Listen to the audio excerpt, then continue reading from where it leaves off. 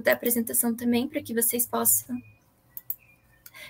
possam validar a presença de vocês. E, bem, só algumas orientações sobre a plataforma. Essa comunicação vai ser gravada, então quem não quiser aparecer, né, a sua imagem, a sua voz, por favor, deixe o microfone e a câmera desligada também, e de preferência durante as apresentações, para evitar qualquer eco e qualquer interrupção, deixar os microfones desligados. E, bem, as apresentadoras e a própria professora vão falar um pouco mais sobre a dinâmica, então, no momento de perguntas, acho que elas vão abrir o espaço, daí quem se sentir à vontade pode fazer perguntas e tudo mais. Acredito que seja isso. Agora, sem mais delongas. Ju, peraí. Para a presença, gente, lembrando que tem que estar inscrito no site da semana, tem que preencher os formulários, e que é com isso que a gente vai contar quantas horas vocês fizeram. E precisa ter no mínimo 16 horas para o certificado ser gerado. Não é a gente que escolhe isso, tá? É o sistema que é assim. Então, tem vários espaços, vai ficar gravado, os formulários vão ficar abertos até segunda-feira que vem. Então, vai dar tempo aí no final de semana também assistir o que ficou gravado. Acho que é domingo, até domingo. Domingo, tudo bem. Domingo, meia-noite, segunda-feira já tem coisa para fazer. Então é isso, gente. Não esqueçam, se tem alguma dúvida, alguma pergunta, manda no e-mail da semana, manda DM no Instagram, manda mensagem no Facebook, a gente vai responder eventualmente entre uma sessão e outra. E acho que é isso, professora, você tem total liberdade de como você vai controlar o tempo, não sou coordenada, então se alguém quiser falar mais, alguém quiser falar menos, tempo de pergunta, tudo com você. Só temos que acabar até as 10. Sim. Então, é isso. E boa sessão, então, gente. Aproveitem. Professora? Gente, obrigada. Obrigada, Juliana e Daiane, pela organização, por estarem aqui com a gente, né? A gente sabe de toda a dificuldade que tem sido organizar também esses eventos à distância, né? Tudo o que isso pressupõe. Então, muito obrigada pelo empenho de vocês, para que essa semana aconteça e a gente possa estar aqui. Obrigada também às quase 50 pessoas que vieram acompanhar a gente aqui nessa manhã, cedinho, né? A gente fica muito feliz, porque afinal é uma escolha, né? E a gente fica feliz que vocês tenham feito essa escolha de vir escutar um pouquinho sobre o que a gente vem fazendo. A sessão vai se organizar mais ou menos da seguinte maneira. Eu vou falar rapidamente, contar para vocês um pouquinho rapidamente como surge esse grupo de pesquisa, e depois eu vou passar a palavra para as meninas que vão apresentar seus trabalhos relacionados com a temática da literatura e da maternidade, com diferentes recortes, né? Então, vocês vão poder perceber os diferentes recortes que os trabalhos assumem. Para a gente ficar mais organizado, eu sugeriria que deixássemos as perguntas para o final. Então, tomem nota de alguma pergunta, alguma coisa que vocês queiram perguntar para as meninas, e aí a gente deixa para o final, justamente para não correr o perigo de entrar no tempo uma da outra. Pode ser assim? Deixamos um espacinho para a conversa final, tá? Então, vamos lá. Como que isso tudo começa, né? Eu digo que eu gosto de contar histórias da minha vida, porque eu acho que elas explicam algumas coisas. Eu sou mãe do Miguel, que tem 6 anos, o tempo vai passando, essa história já vai ficando velha, mas quando eu engravidei do Miguel e tive o Miguel, eu tive a sensação de que eu entrava num mundo desconhecido, né? E que ninguém tinha me contado a verdade do que estava acontecendo, né? Porque todo mundo me falava de uma maternidade tão bonita, de um momento tão sublime da mulher, e eu não encontrava aquele momento, né? Eu desejei tanto um filho e não encontrava aquele momento. E aquilo me perturbou bastante, né? Me incomodou muito. Anos depois, em 2019, eu comecei a estudar, através do Instituto de Pesquisa do México, o tema literatura e maternidades na literatura hispano-americana, né? E foi aí que eu me encontrei um pouco, e foi aí que eu entendi um pouco o que tinha acontecido comigo e como a gente esconde, de certo modo, os sentimentos da maternidade em prol de um discurso de uma maternidade feliz, em prol do discurso de uma completude da mulher, né, quando se torna mãe, etc., quando há outras tantas experiências de maternidade que ficam ocultas, porque a gente precisa continuar com o comercial de televisão, né? Assim, que tudo tá lindo, mesmo você não dormindo, mesmo, enfim, todas as mudanças que acontecem quando um filho nasce ou quando um filho não nasce, porque a gente também tem maternidades interrompidas, né?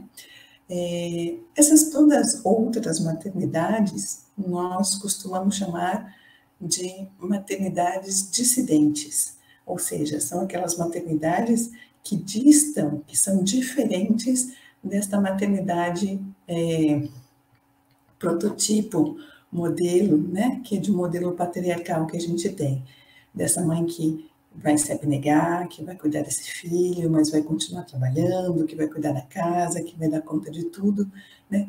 Umas outras tantas experiências de maternidade que não cabem nos nossos relatos do cotidiano, né? Até porque, não sei se vocês sentiram isso quando eu comecei a falar, nos causa estranheza que uma mãe diga que a sua primeira sensação com a maternidade não foi a mais linda, né? Isso não quer dizer, no entanto, que as experiências não sejam bonitas. E uma coisa que nós falamos sempre no grupo é a importância do reconhecimento desses sentimentos todos, né? Dessas diferenças todas para compor uma maternidade mais real, né? Obviamente, como esse é um tema tabu ainda socialmente, a literatura aparece para ocupar esse espaço do que ainda a gente não consegue dizer, verbalizar de forma clara, né? Por isso, o meu grupo de pesquisa, né, se fundamenta principalmente na escolha de textos de autoras sobre experiências de maternidade, né? Por quê? A voz feminina.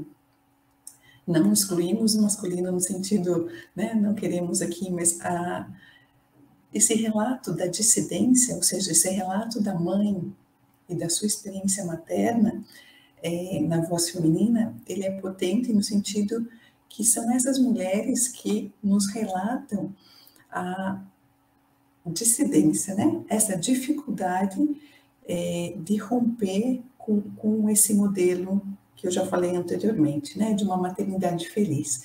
Então, que uma mulher se aproprie de uma voz narrativa e, através dela, conte outras experiências de maternidade, é o que nos interessa, né?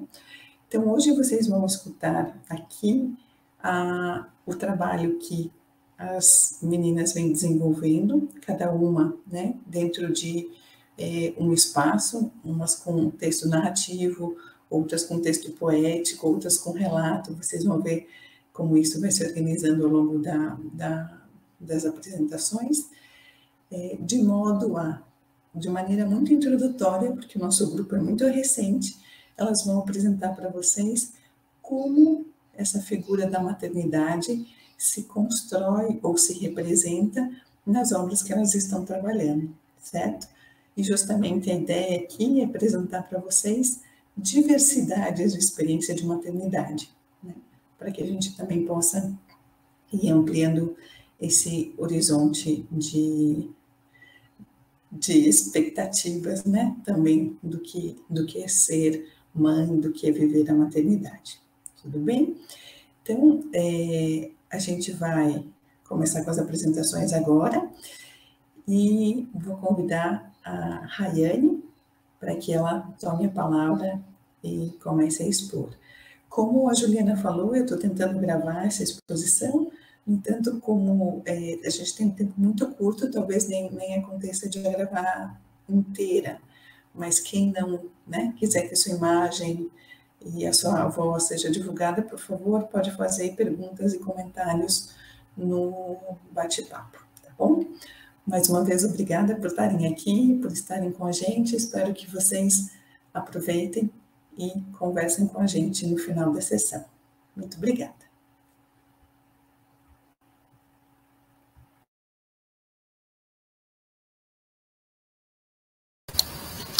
Vocês estão conseguindo ver minha tela? Sim. Então tá. Oi, gente. Eu sou a Rayane e eu vou falar um pouco sobre a representação da maternidade na obra Fique Comigo, da Yobami Adebayo. A autora, a Yobami Adebayo, ela é nascida em Lagos, que é a capital da Nigéria, em 1988. Ela é licenciada e mestre em literatura inglesa e ela também tem um mestrado em escrita criativa. Uma coisa que é muito interessante falar é que no fim da sua faculdade ela foi aluna da Chimamanda, que é autora de Americana, Hibisco Roxo em Seu Pescoço. E no mestrado ela foi aluna da Margaret Atwood, que é a autora do Conto da Aya, que é bem famoso. E desde 2009 ela tem trabalhado como editora para uma revista, para a revista Saravá. Então, a gente começa essa história, ela se passa na Nigéria, que tem uma cultura poligâmica, que é diferente da nossa. E temos o casal, que é a Egide e o Akin, que eles estão casados há 4 anos e eles ainda não têm filho. E acontece que eles sofrem muito com uma pressão para que eles tenham filhos. E essa obrigação que é imposta para eles desencadeia diversas tragédias durante a história, como traição, depressão, até assassinato. E a autora, em uma entrevista para o The Guardian, ela traz que ela queria que essa obra fosse uma possibilidade de pensar se um casal pode ser feliz somente um com o outro, sem a necessidade de ter filho, neste contexto social que se passa a obra. E mesmo que a cultura seja diferente da nossa, a gente consegue enxergar diversas imposições feitas na nossa sociedade, feitas para os personagens da nossa sociedade também. E por mais que a exigência para os 2 personagens seja que eles tenham filhos, a cobrança para cada um deles é muito diferente. A cobrança para o Akin, ele tem uma pressão de adotar aquela cultura poligâmica, porque desde o início do relacionamento deles, a Egide diz que ela quer um relacionamento monogâmico. Então a mãe dele pressiona muito para que ele tenha uma segunda esposa, porque a primeira não está dando certo, ela não consegue ter filho. Então a gente tem o pressuposto que o problema com certeza é a Egide. É ela que não consegue ter filhos, então para continuar a linhagem do Akin, ele precisa conceber uma outra esposa. O que a Egide quer não importa. Já para a Egide, em um primeiro momento, ela tem uma obrigação de ser capaz de sofrer por um filho e aquele pensamento muito antigo de que o dever da mulher é ser mãe e só aí ela será completa, como a professora Nilceia já tinha mencionado isso. Só então ela pode ser considerada uma mulher. A gente tem a passagem já no começo do livro, que é quando ela pensando no que a sogra dela diz, e ela chama a sogra dela de Mommy, porque a mãe dela morreu no parto dela. Então ela nunca teve essa referência de mãe e levava a sogra dela como essa referência, tanto que ela não chama nem as madrastas dela de Mommy, somente a madrasta. E ela diz, a vida de uma boa mãe é dura, dizia, e uma mulher pode ser uma péssima esposa, mas não uma mãe ruim. Mommy me disse que antes de pedir a Deus que me desse um filho, eu deveria pedir a graça de ser capaz de sofrer por esse filho. Então a gente tem aí a sofridão, que é sinônimo de ser mãe. Um pouquinho mais pra frente, nessa mesma página, mais ou menos, ela fala, eu estava dilacerada. Queria ser o que eu nunca tinha sido. Eu queria ser mãe. Queria que os meus olhos brilhassem de alegrias secretas e de sabedoria como os de um homem, mas toda aquela sua conversa sobre sofrimento me aterrorizou. Então a gente vê aí um quê de pergunta, será que ela quer realmente isso? Um pouco mais pra frente, a sogra dela tá muito brava com ela, por ela não conseguir ter um filho. E tá muito brava por ela não deixar o marido dela casar com outra. E ela diz: você já viu Deus em uma sala de parto parindo um bebê? Diga-me, Gide, já viu Deus na maternidade? As mulheres fabricam crianças. E se você não pode fazer isso, então não se passa de um homem. Ninguém deveria chamá-la de mulher. Então aqui ilustra a parte de que ela não vai ser uma mulher completa se ela não tiver um filho. O tempo passa, ela passa por traições, por muito sofrimento, ela quer muito ser mãe, então ela passa por diversos rituais, tudo o que é possível para ela fazer para conseguir ter um filho, ela faz.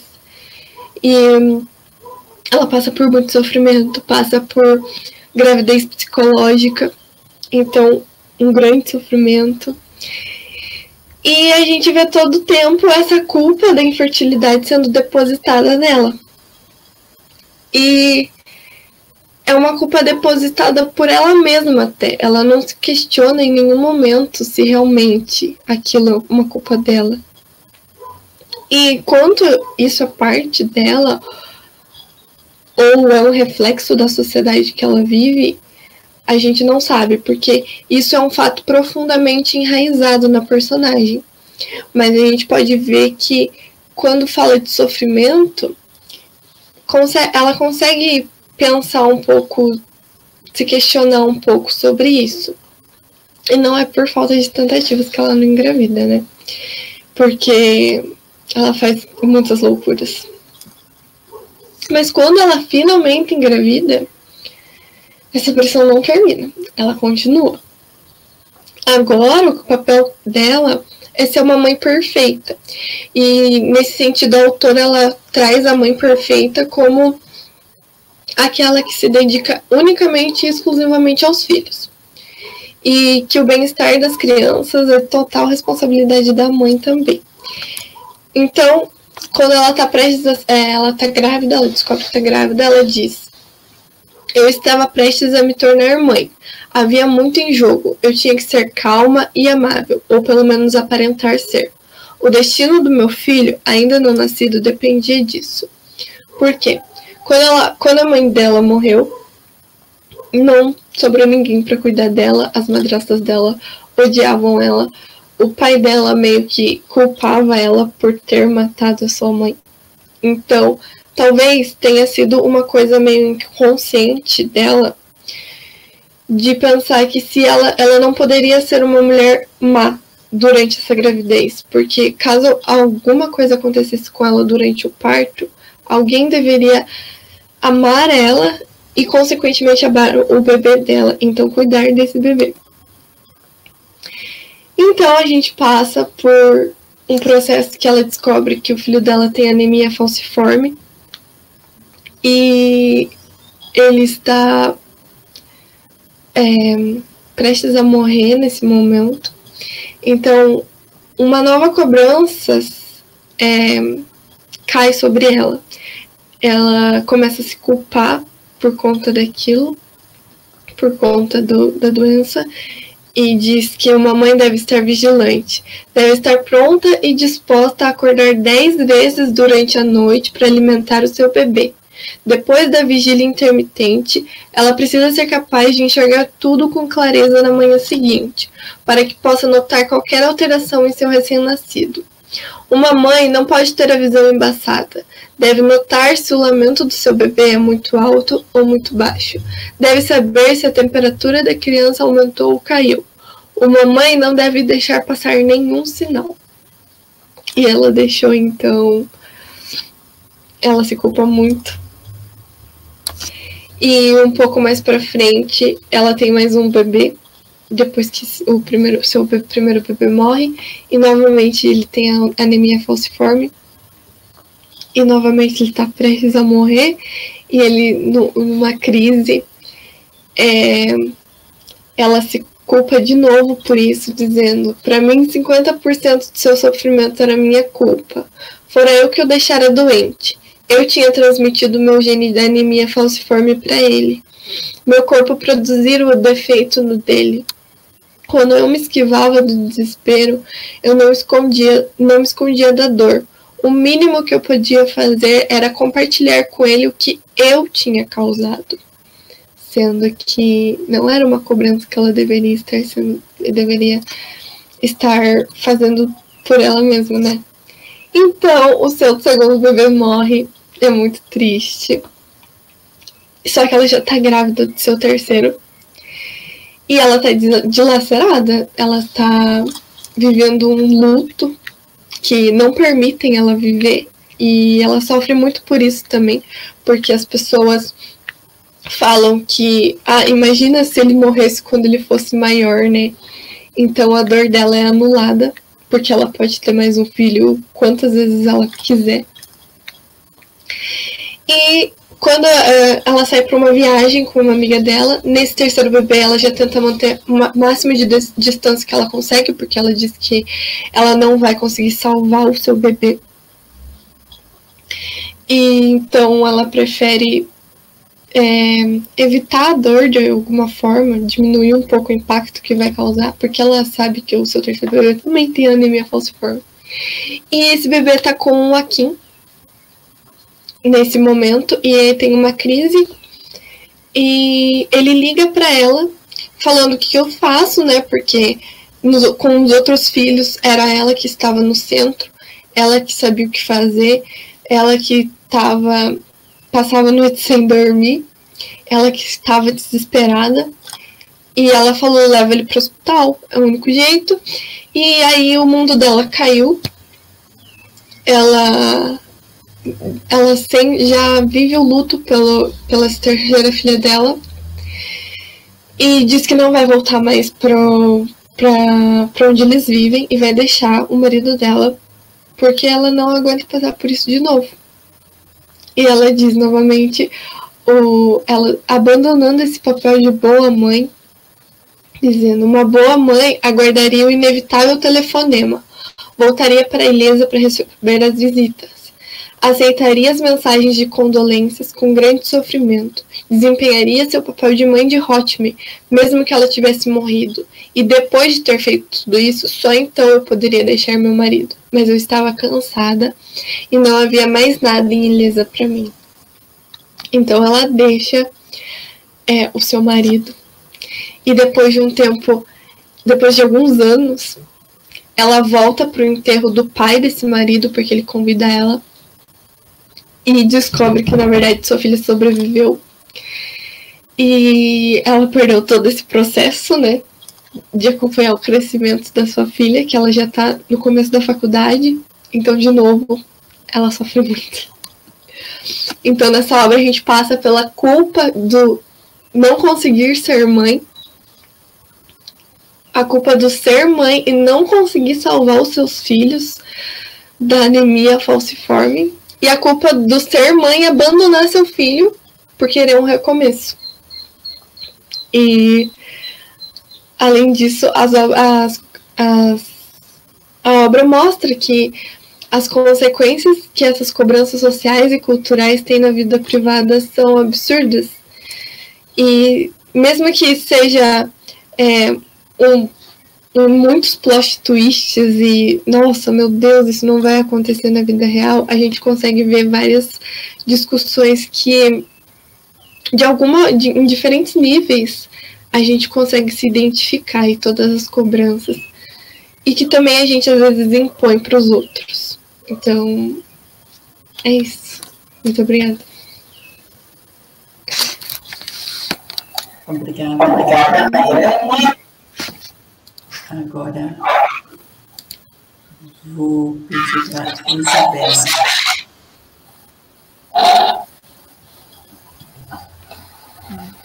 Bom dia, vou tentar compartilhar com vocês.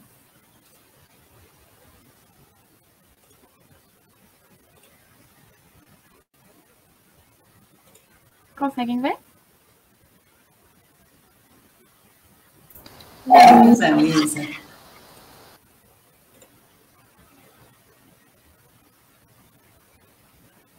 Deu certo? Ainda não. Ainda não. A minha parece que já mostrou para vocês. Vou tentar de novo.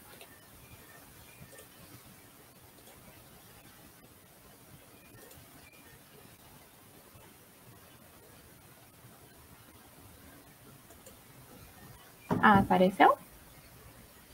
Vamos ver. Não. Diz que o teu vídeo foi desativado para economizar largura de banda. Mas nós todos estamos com os vídeos fechados, então não deveríamos ter problema. Isa, você quer colocar Você tem aí o link, alguma coisa? Se você quiser colocar aqui no chat, eu tento projetar por aqui. Pode ser. Eu vou tentar só mais uma vez de uma outra, de um outro caminho aqui, ver se dá certo. Agora foi? Vamos ver. Não. Eu não deixo você compartilhar por alguma razão. Bom, eu vou compartilhar então com você, Pro, que você compartilha para... Tá certo. Vou mandar no chat. A gente vê se eu consigo compartilhar aqui.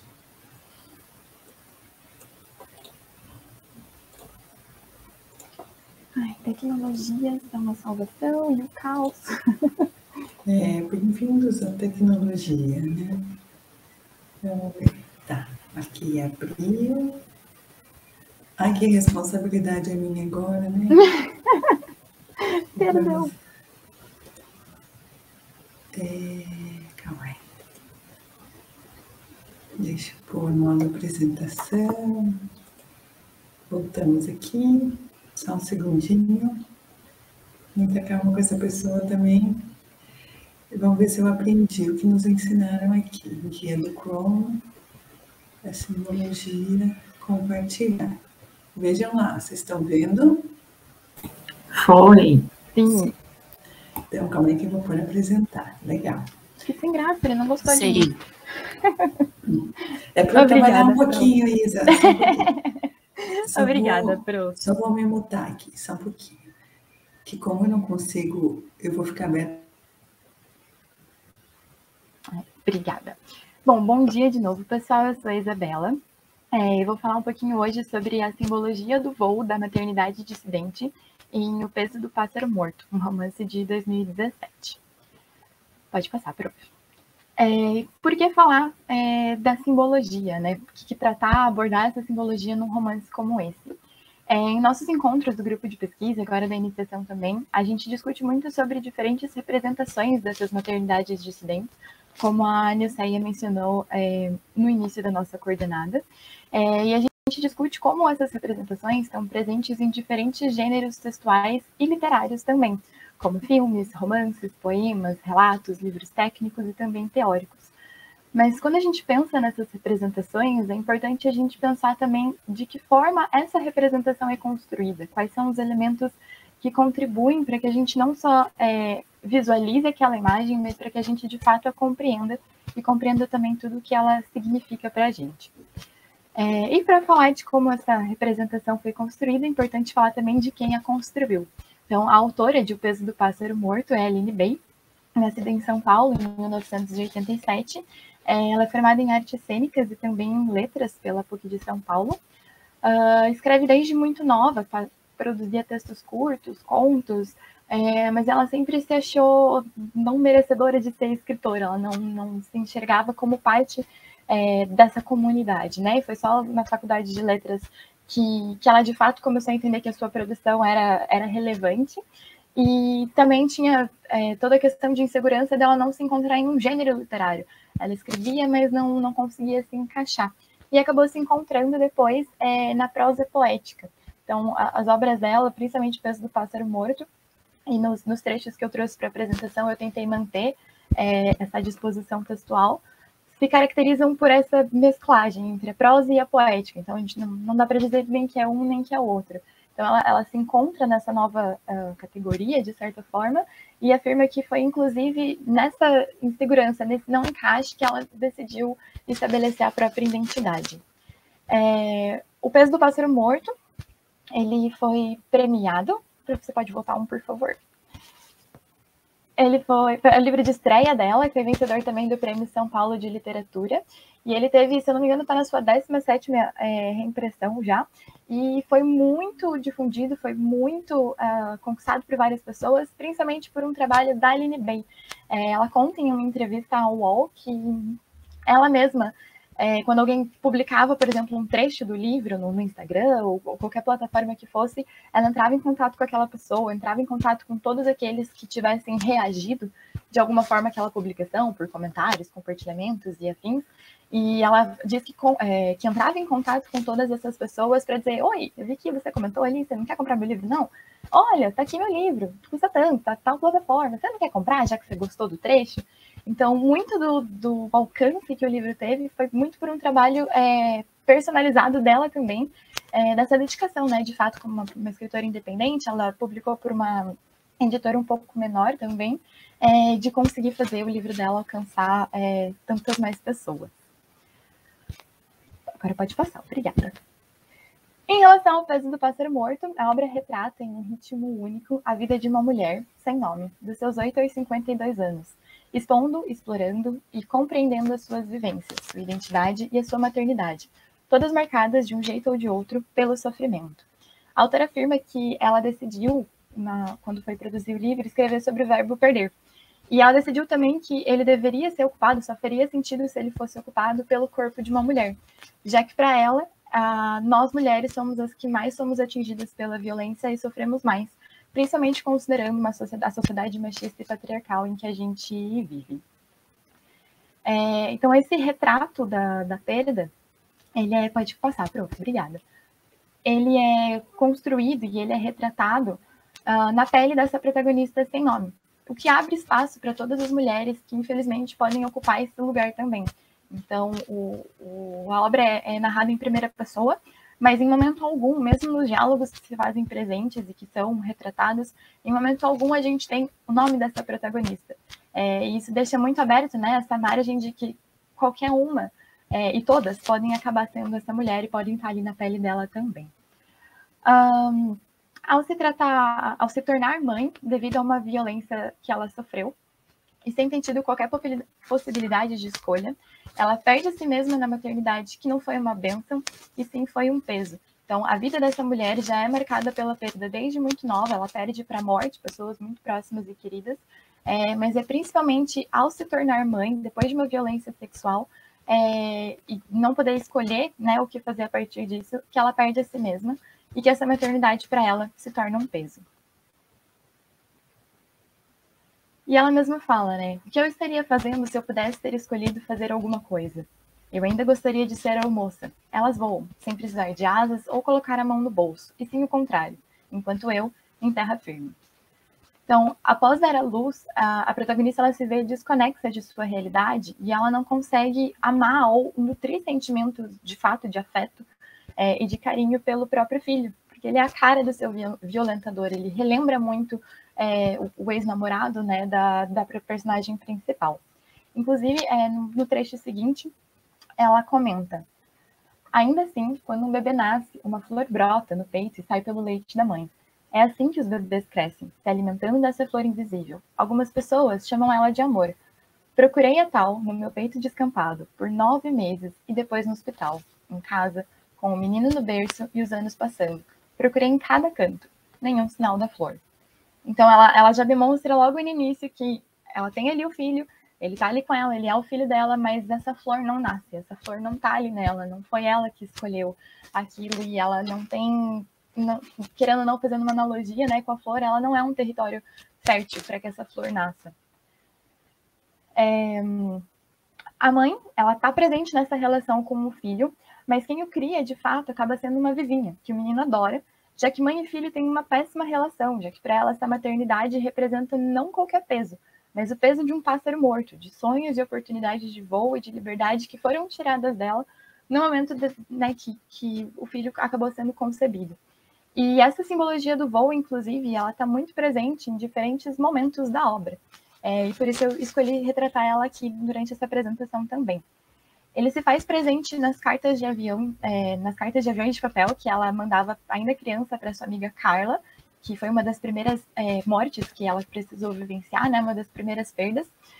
A Carla faleceu ainda com 7, 8 anos e a protagonista decide enviar aviões de papel para ela, cartas escritas em formato de avião de papel, para que eles chegassem no céu. E ela fala, né, eu fazia um avião com a carta e mirava o céu. Avião de papel não viaja o céu inteiro, então pensei em pedir ajuda para os passarinhos. Então a gente tem aí o voo, né, retratado tanto na ideia do avião e de tentar mirar o céu, tentar chegar mais alto para atingir alguém que aqui ela realmente ama, e quando ela não consegue atingir seu objetivo, ela pede ajuda para os passarinhos, que aí já representam também uma forte presença, né, dessa questão do voo e da liberdade. Ela também está presente na música que ela cantava para o filho pequeno, um dos raros momentos que a gente tem no livro de uma demonstração de afeto mais próxima entre os dois. Ela cantava para a gente aqui, leio para vocês um trecho do livro. Então eu cantava para ele a música do Sabiá lá na gaiola fez um buraquinho. Voou, voou, voou. O menino que gostava tanto do bichinho chorou, chorou, chorou, chorou.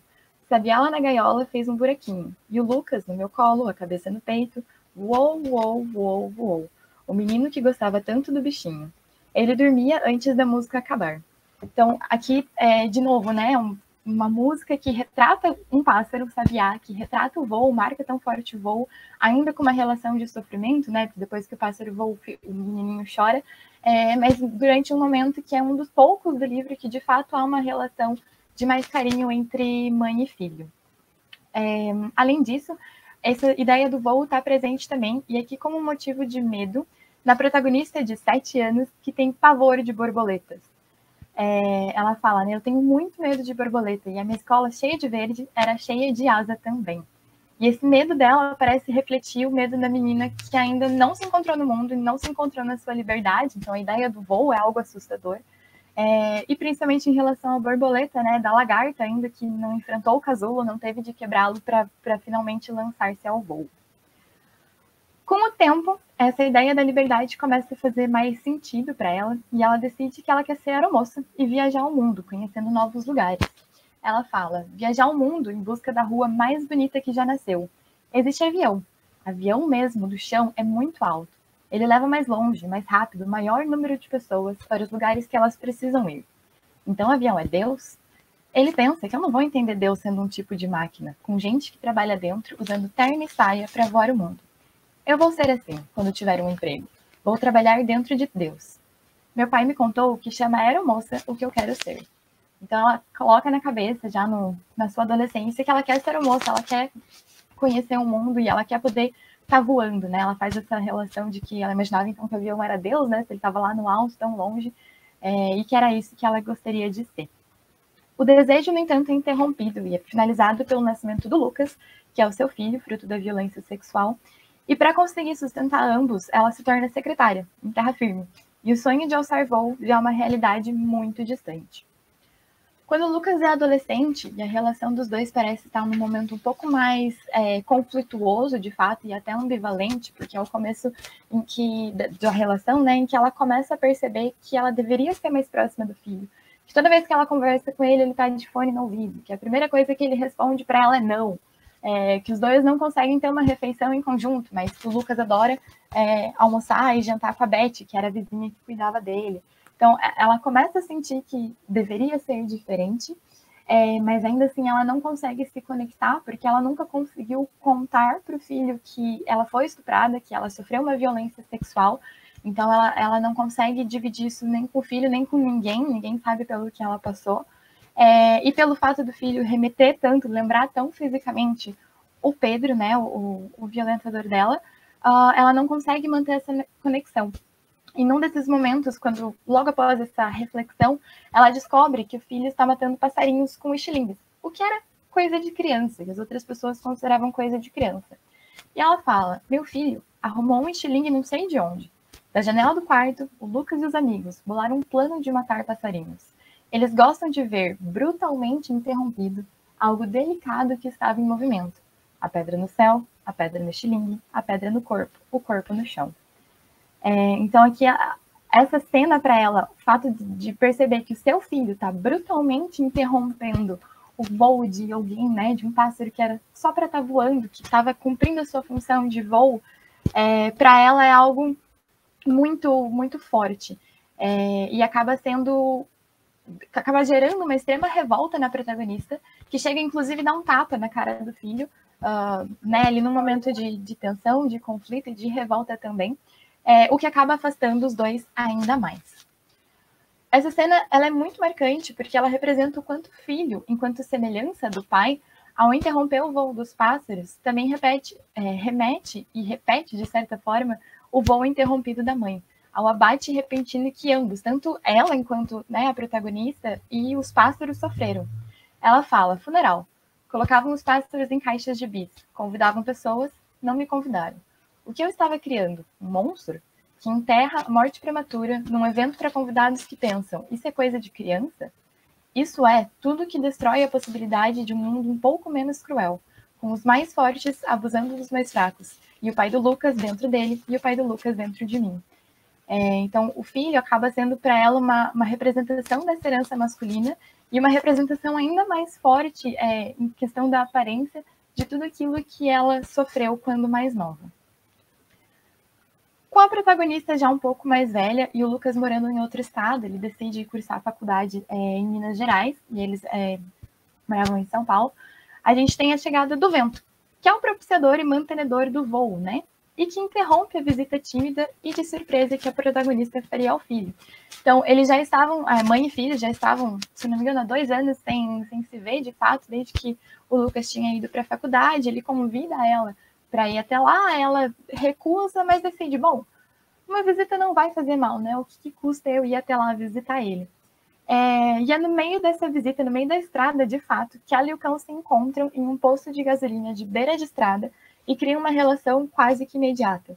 Ela chega de modo automático no posto, pede para colocar gasolina, mas já com o cão eu fiz um longo contato visual. Um animal daquele tamanho, como ele veio parar aqui? Precisa ser leve para ir tão longe, ou aquele lugar era longe para mim e casa para ele. Seu nome vai ser Vento.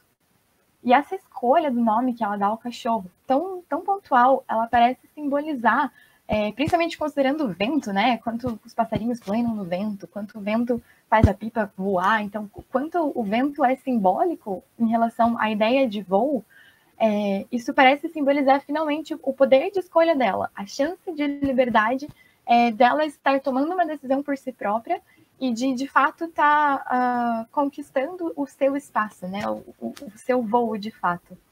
Ela resolve adotar o cachorro, coloca ele no carro e acaba tratando ele como uma criança. Ela chama ele de meu amor, ela decide se mudar de casa para melhor acolhê-lo, ela mima o cachorro e ela parece finalmente encontrar em si e se encontrar na própria maternidade, e na maternidade que ela de fato escolheu para ela mesma.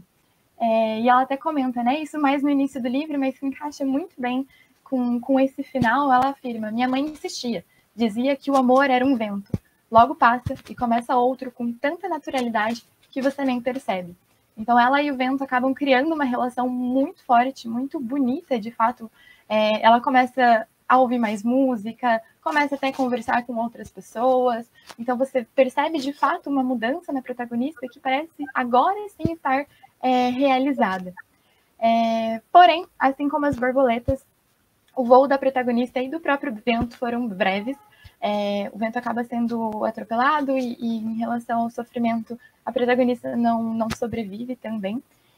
Mas eles parecem ter cumprido, depois de tanto sofrimento, tanto tempo, tantos traumas, o seu propósito.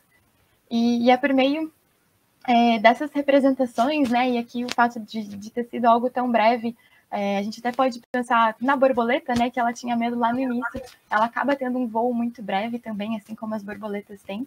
E é por meio dessas descrições de voos que foram sonhados, interrompidos, abatidos, esperados, que a gente consegue visualizar e entender melhor essa mulher. São essas representações que contribuem para que a gente não só imagine essa personagem, mas para que a gente de fato compreenda quais foram os traumas pelos quais ela passou e o impacto que isso teve na vida dela, e de todas as decisões e de todas as relações que ela teve ali para frente. E é assim que a gente consegue construir a imagem dela, que acaba sendo reflexo de tantas outras que queriam poder planar antes de, ou mesmo sem maternar. Então, a gente consegue ver que, no final, ela talvez tenha se encontrado, de fato, na maternidade, né, sendo mãe do vento, mas que foi uma escolha dela. E a gente consegue perceber que a consequência, o Lucas acabou sendo uma consequência para ela de um trauma, e aquilo, por mais que, você se tornou mãe, não foi uma bênção para ela, foi sim um peso. O peso como de um pássaro morto. Então, até para o futuro da pesquisa, né, eu pretendo aprofundar ainda mais a importância dessas simbologias, principalmente nessa obra, e como elas são relevantes para retratar essas representações, principalmente levando em conta, né, uma maternidade dissidente e uma maternidade fruto de um trauma também, né, de uma violência, para que isso também contribua para que a gente possa entender os traumas e as representações que a gente tem ao nosso redor também. E era isso, muito obrigada.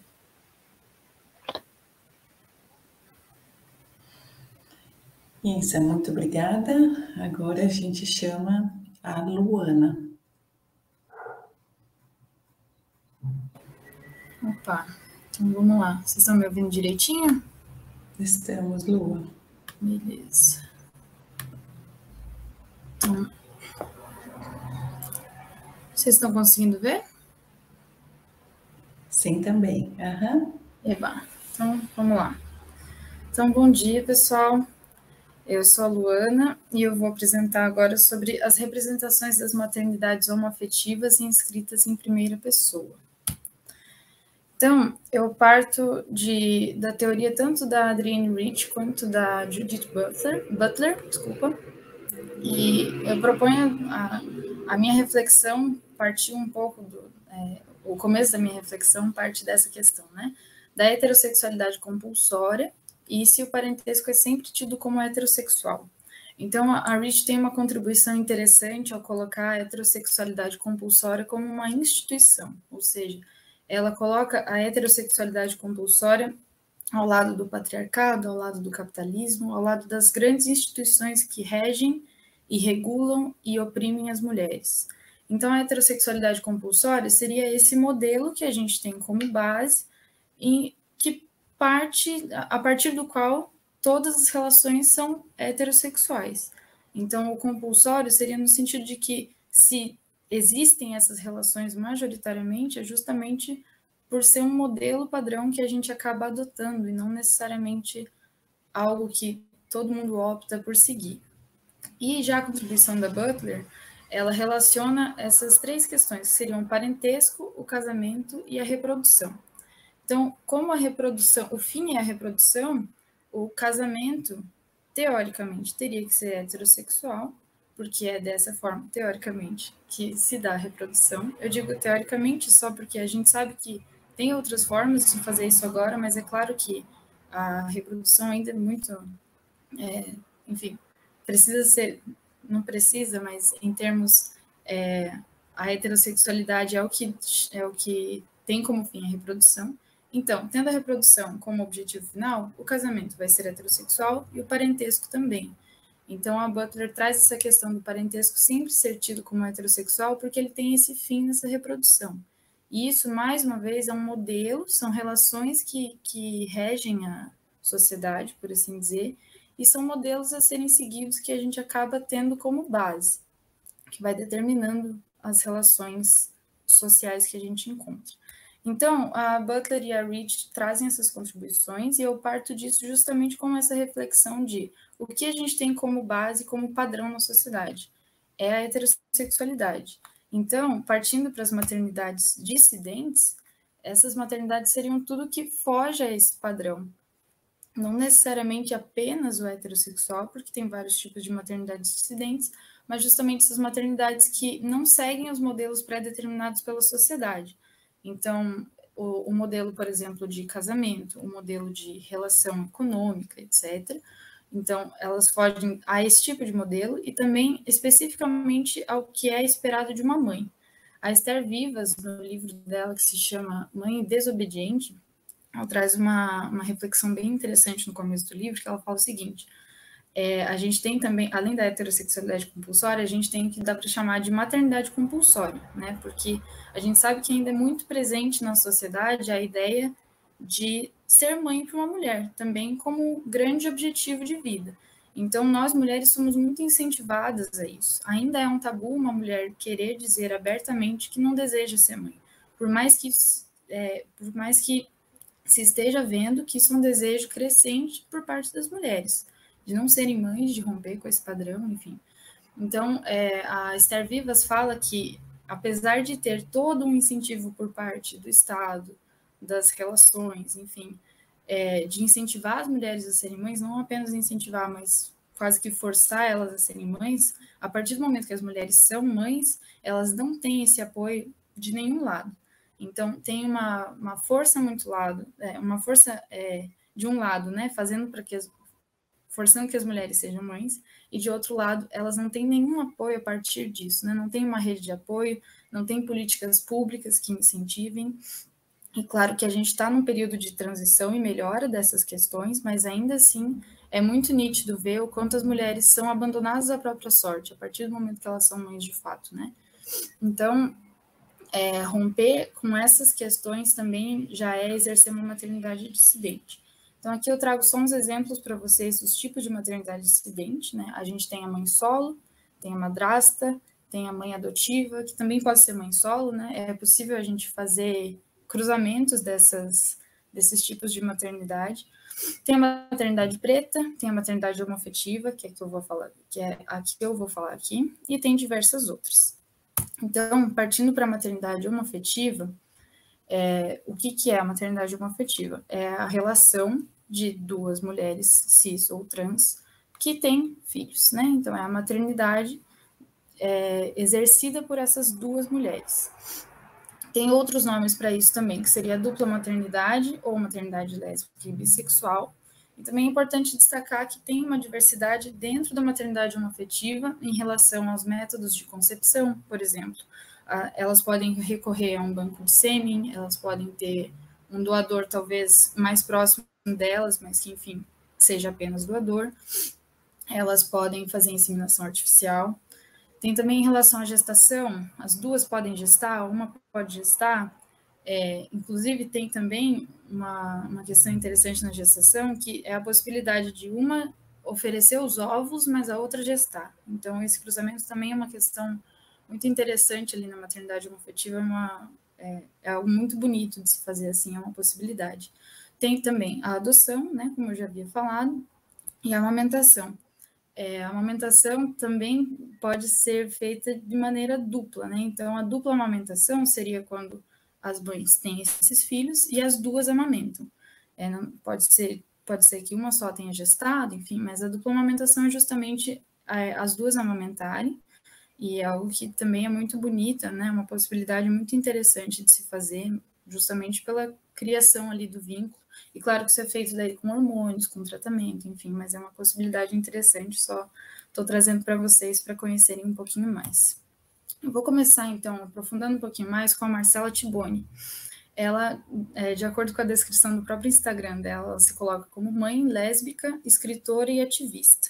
A Marcela escreveu um livro que eu já vou falar melhor sobre, que se chama Mama, um relato de maternidade homoafetiva, E nesse livro ela retrata a história dela com a esposa dela e dos filhos dela, mas já falo mais sobre. O interessante da Marcela é que ela tem uma presença nas redes sociais muito forte. Inclusive, o Instagram dela está aqui, é Marcela Tiboni. Se vocês quiserem checar depois, é muito legal. Assim, nesse Instagram, ela propicia um espaço de conversa, de vivências, de discussões sobre a dupla maternidade, e ela torna esse assunto muito acessível, assim. Eu confesso que antes de conhecer a Marcela, eu não tinha conhecimento sobre outros perfis do Instagram que tratassem sobre isso, mas de qualquer maneira eu acho que ela é uma voz que representa muito fortemente a dupla maternidade, a vivência lésbica, a vivência de uma mãe lésbica.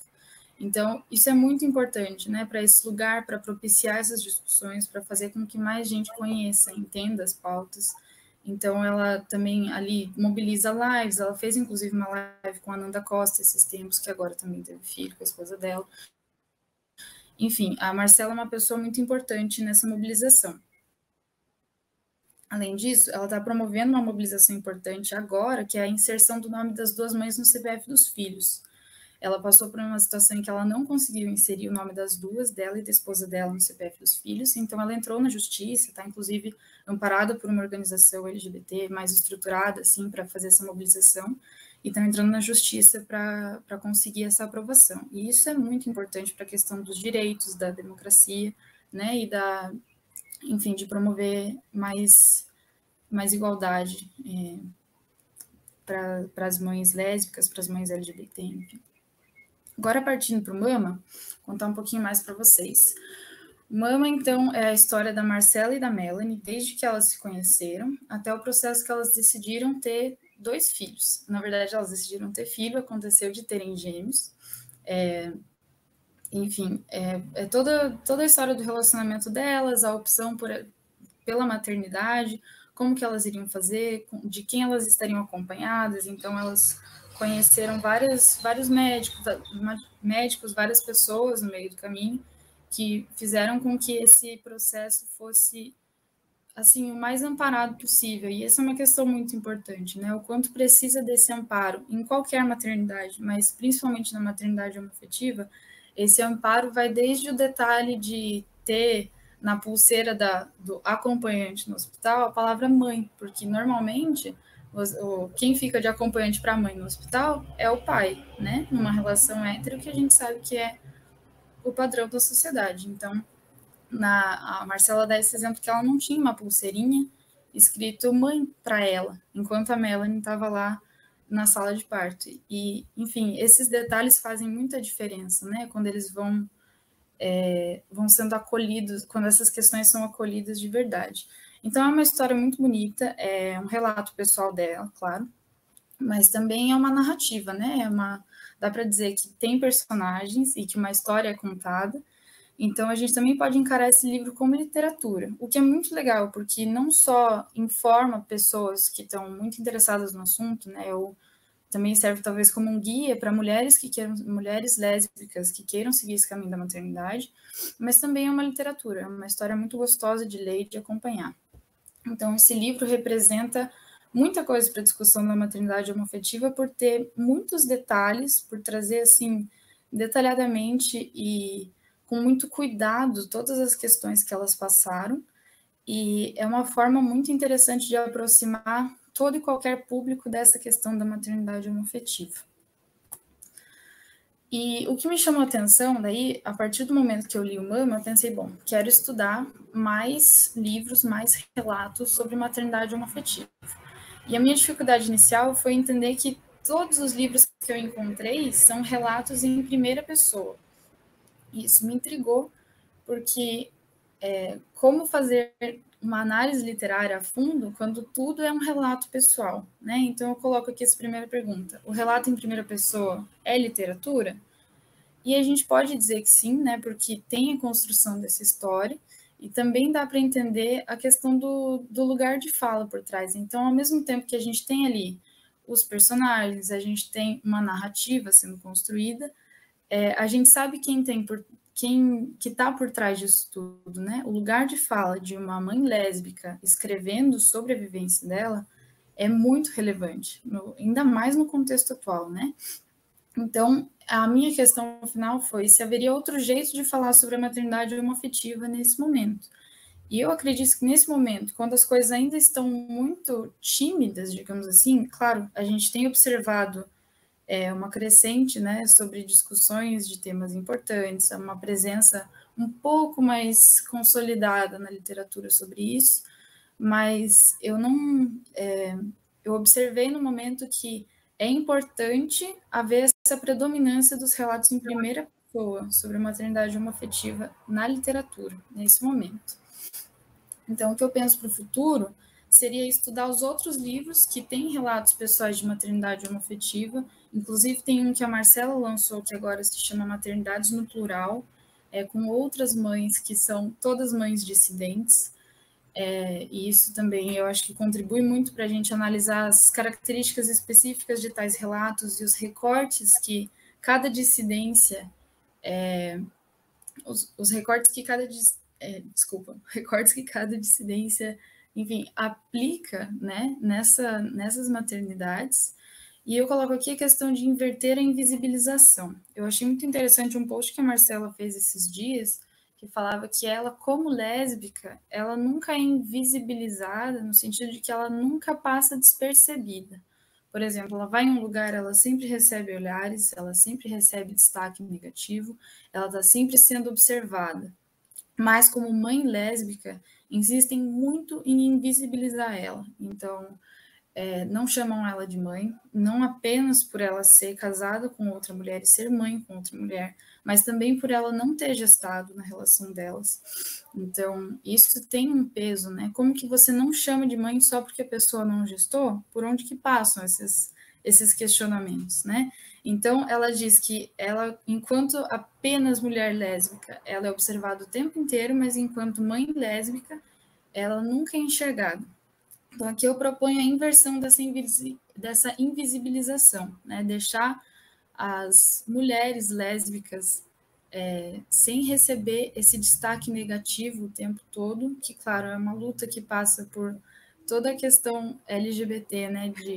Enfim, das pessoas não terem destaques negativos, não serem vistas como algo, como uma aberração na sociedade, e trazer justamente essa visibilidade para a maternidade homoafetiva. E isso vai ser feito através desses relatos, por enquanto. E por que isso é importante? Porque o relato traz ali a experiência pessoal e vai contribuindo para naturalizar a questão da maternidade homoafetiva na literatura. Então, aqui, minha última questão, eu quero entender como que pode se dar essa transição da presença da maternidade homoafetiva na literatura, não como uma questão principal. Ou seja, não é porque a maternidade homoafetiva não é importante por não ser uma questão principal, muito pelo contrário.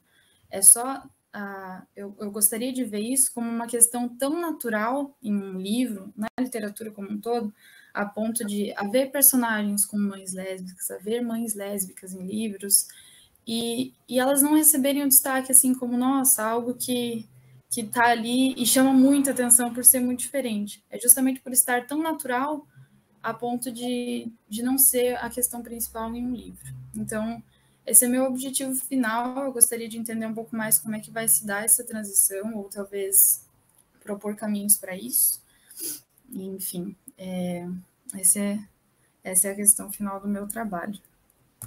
Aqui estão as minhas referências e eu agradeço. Obrigada. Lu, obrigada. E para continuar com esse diálogo, a gente chama a Ana. Por favor, Ana. Oi, gente, bom dia. Vou compartilhar minha tela aqui só um pouquinho.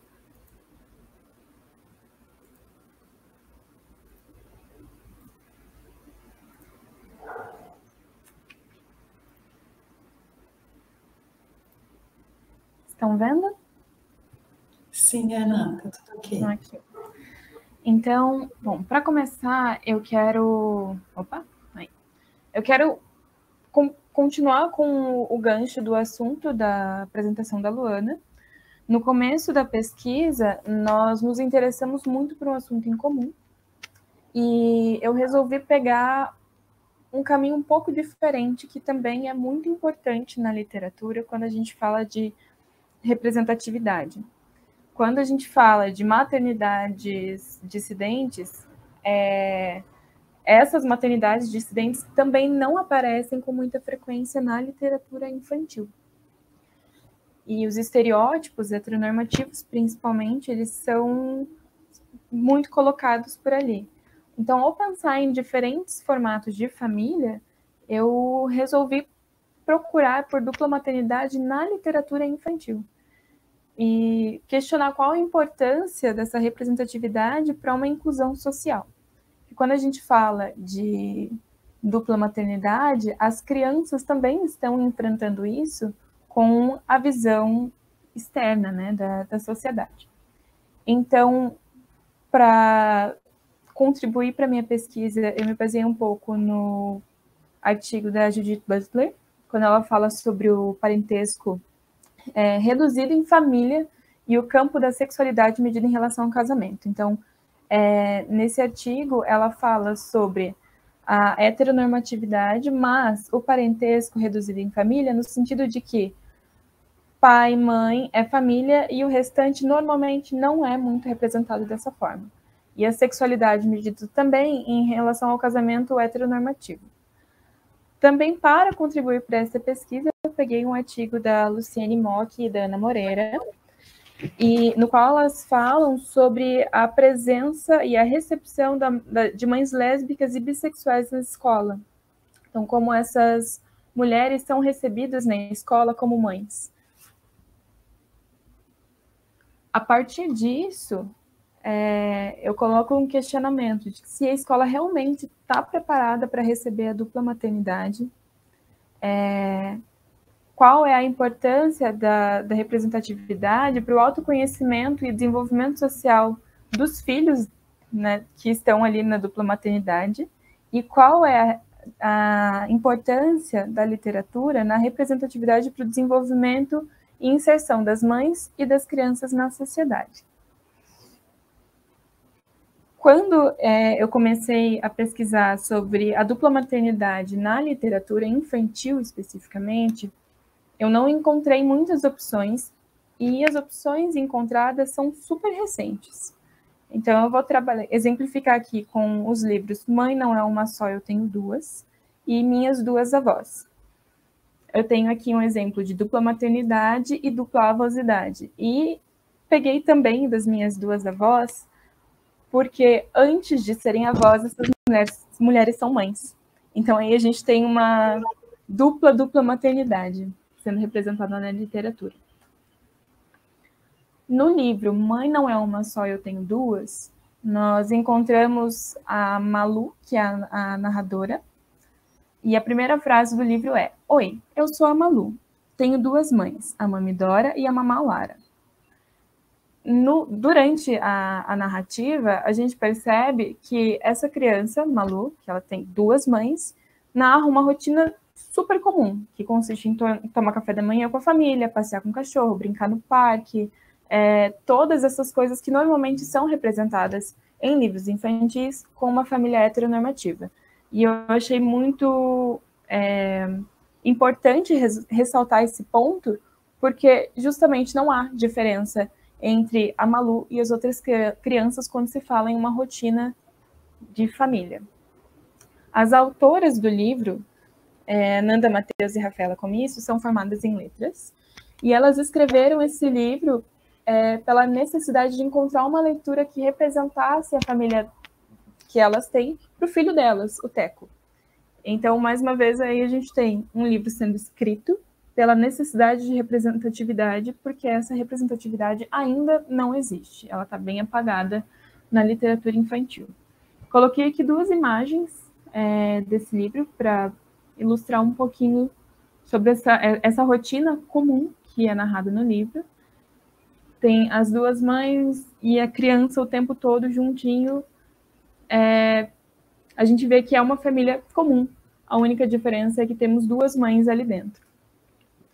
E no Minhas Duas Avós, o livro começa com um narrador que é uma criança, não tem um nome específico, e a primeira frase é: Eu tenho duas avós que moram na mesma casa, dormem na mesma cama, cozinham juntas, leem juntas e veem filme juntas. Nesse livro, a criança conta sobre a rotina das avós, que também é super comum. Quando a gente vê qualquer qualquer narrativa sobre avós na literatura infantil, nós temos os momentos comuns de cozinhar, de brincar, etc., que são super clichê de avós, representados aqui nesse livro com a dupla avosidade. E assim como o livro Mãe Não É Só Uma, Eu Tenho Duas, o Minhas Duas Avós foi escrito para suprir a necessidade de representação de uma família. A autora, Ana Teixeira, é uma das avós representadas na história. Ela é casada com a Paula, e a Paula acabou ganhando os netos todos da Ana, e elas resolveram chamar os netos, inclusive, para ilustrar esse livro. É um livro super bonitinho, depois eu vou mostrar um pouco para vocês. Aqui eu coloquei duas partes do livro para exemplificar. E é muito interessante que aqui elas brincam com as diferenças das pessoas, porque tem uma avó que tem barriga com peixes, a outra avó que tem corpo de camelo, então elas brincam com a diferença de personalidade, de aparência de todo mundo e da família. Depois de encontrar esses livros, eu coloquei os seguintes questionamentos. Qual é o público que lê esses livros específicos? Esses livros chegam para todos? Quem escreve para quem escreve? E como esses livros contribuem para a diversidade e a representatividade de maneira efetiva? A princípio, o público que lê e a pessoa que escreve são pessoas que estão procurando por uma representatividade. Ainda não são livros que chegam para todos, que é muito importante justamente para a gente contribuir para essa diversidade e representatividade e normalizar as maternidades dissidentes e as famílias dissidentes, de modo geral. Como ainda é muito comecinho de pesquisa, pegando todas essas perguntas, eu fiz pequenas entrevistas com mães do meu círculo social para entender como essas questões chegam até elas. Essas mães são de diversos tipos de família. Eu tenho mães inseridas em uma família heteronormativa, eu tenho mãe solo, eu tenho mãe inserida em família homoafetiva, e a partir disso o objetivo é continuar com as entrevistas mais estruturadas e fazer um movimento de apresentar esses livros para famílias diversas e entender como é o processo do contato inicial com esse conteúdo, tanto das crianças quanto das famílias. E mesmo que não sejam todas as escolas que têm famílias formadas por mães lésbicas e bissexuais, a presença delas pode e deve ser feita através do contato das crianças com esses livros, para que esse ambiente se torne mais igualitário, e é algo que a Rosa e a Mock apresentam no artigo da presença das mães lésbicas e bissexuais no contexto escolar. Aqui estão as minhas referências, e por hora é só. Muito obrigada. Ana, muito obrigada. Agora a gente vai tentar... Giovana, você está escutando a gente? Estou escutando, Nilceia. Você está me ouvindo? Estamos te ouvindo. Beleza. Então, eu vou fazer aqui com vocês o compartilhamento de tela da apresentação da Giovana, a nossa última apresentação agora da manhã. Então, vocês também já podem ir se organizando aí para as perguntas que vocês têm, tá bom? Só um segundinho. Eu vou fechar minha câmera para não atrapalhar muito o compartilhamento, tá? Tá ok. Só me digam se aparece para vocês, que agora eu não vejo vocês. Apareceu, Nilceia. Se Então, quiser tá deixar ela... Isso, obrigada. Então, é com você, Giovana. Tá, muito obrigada. Bom, gente, você já sabe que o meu nome é Giovana, né? A Nilceia acabou de me apresentar. O meu tema de maternidade dissidente é um poema da Sylvia Plath, chamado Três Mulheres. Nilceia, você pode passar? Obrigada. Então, Sylvia Plath foi uma das poetisas de língua inglesa mais importantes do século XX. Ela nasceu em 1932 em Boston, Massachusetts, e continuou seus estudos na Inglaterra. Começou a escrever os seus diários ainda criança e chamava-os de o seu mar de sargaço. E esses diários dela são muito importantes para esclarecer coisas, temas sobre a sua obra, sobre a sua vida, porque ela escreveu, ao longo de toda a vida, ela escreveu esses diários. Ela também recebeu o prêmio Pulitzer de poesia. Nilceia, pode passar? Ela foi um talento precoce. Aos 8 anos, uma poesia sua já foi publicada no Jornal de Boston. No entanto, a maior parte da sua obra é póstuma, devido ao seu fim trágico. Mas, apesar do brilhantismo, ela apresentava tendência já de depressão. Ela havia tentado suicídio outras 2 vezes antes da fatalidade de 1963. A poetisa desistiu de viver no dia 11 de fevereiro de 1963, aos 30 anos de idade. Reconhecida principalmente por sua obra poética, Sylvia Plath escreveu também um romance semi-autobiográfico chamado A Redoma de Vidro, sob o pseudônimo de Victoria Lucas, com detalhamento do histórico da sua luta contra a depressão. Pode passar o slide 4, obrigada. Em fevereiro de 1956, a Sylvia conheceria o Ted Hughes, que é o esposo dela, né? Ele também era poeta e foi ex-aluno de Cambridge, e o casamento deles foi muito rápido, apenas 4 meses depois eles já estavam casados. César, pode compartilhar o próximo? Obrigada. Daí é sobre os filhos dela. Em abril de 1960, nasceu a Frieda. E mesmo assim, a Sylvia não deixou de produzir. Tá? Em outubro desse mesmo ano, ela publicou seu primeiro livro, The Colossus. E em fevereiro de 1961, ela sofreu o primeiro aborto que ela teve. A mãe dela declarou publicamente que esse aborto aconteceu aparentemente sem motivo para explicar, porque o marido tratava ela muito bem. Só que algumas cartas que foram reveladas em 2017, cartas que ela escreveu para a psicóloga dela, a Ruth Barnhouse, ela fala que 2 dias antes de sofrer esse aborto, o marido dela tinha agredido ela fisicamente. No mesmo ano, Plath começaria a escrever A Redoma de Vidro, que é um dos livros mais famosos dela. Em janeiro de 1962, nasceu Nicholas, ou Nicolas, não sei qual é a pronúncia do nome do menino, o segundo filho, e em 9 de julho de 62, ou seja, no mesmo ano, a criança nasceu em janeiro, em julho, ela descobriu a infidelidade do marido. Pode compartilhar, obrigada.